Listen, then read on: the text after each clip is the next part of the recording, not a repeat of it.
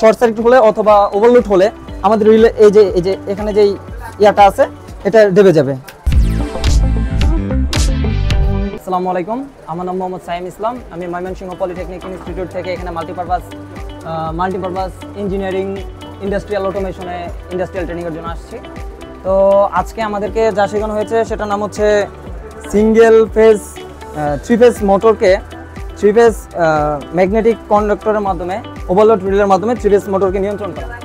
তো আমরা এখন এটা কিভাবে কাজ করেছি, কিভাবে সম্পন্ন করেছি সেটার বিষয়ে আজকে আলোচনা করব, দেখাবো। তো শুরু করা যাক।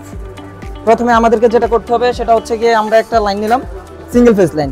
সিঙ্গেল ফেজ লাইন থেকে আমাদের মূলত ওভারলোড রিলেতে যাবে। তো ওভারলোড রিলে সংযোগ করার পর ওভারলোড রিলে থেকে আমরা ওভারলোড রিলে সার্কিটের মাধ্যমে যে সার্কিট আমাদেরকে করানো হয়েছে সেই সার্কিটের মাধ্যমে আমরা কানেকশন প্রস্তুত করব, কানেকশন দিব দেখে যেন নির্ভুলভাবে হয়। তো কানেকশন দেওয়ার পরে আমরা যেটা করব সেটা হচ্ছে গিয়ে অন সুইচ অফ সুইচ যেভাবে কানেকশন আছে সেভাবে আমরা কানেকশন দিব।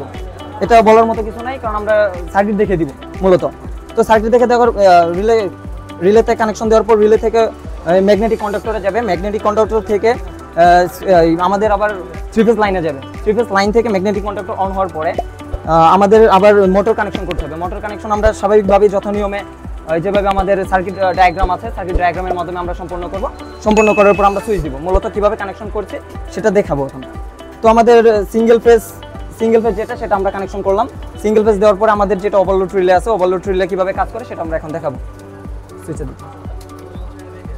তবে আমরা যেটা করব সেটা হচ্ছে গিয়ে আমরা এই যে পুশ অন যে সুইচ আছে সেই সুইচের মাধ্যমে আমরা মোটরকে অন করব। এই যে ভাই দেখতে পাচ্ছেন আমরা পুশ অন বাটনের মাধ্যমে আমরা মোটরকে অন করে দিয়েছি। তো মোটর অন হচ্ছে, চলতেছে। যখন কোনো কারণে বা কোনো দুর্ঘটনা স্বরূপ আমাদের মোটরে লুট পড়বে অথবা শর্ট সার্কিট হবে, তখন এই রিলে কিভাবে কাজ করে, এই 3 ফেজ রিলে ওভারলোড রিলে আর কি, মূলত 3 ফেজ ওভারলোড রিলে যেভাবে কাজ করে সেটা হচ্ছে গিয়ে যে শর্ট সার্কিট হলে অথবা ওভারলোড হলে আমাদের রিলে এই যে এখানে যেই ইয়াটা আছে এটা ডেবে যাবে, নিচে যাবে।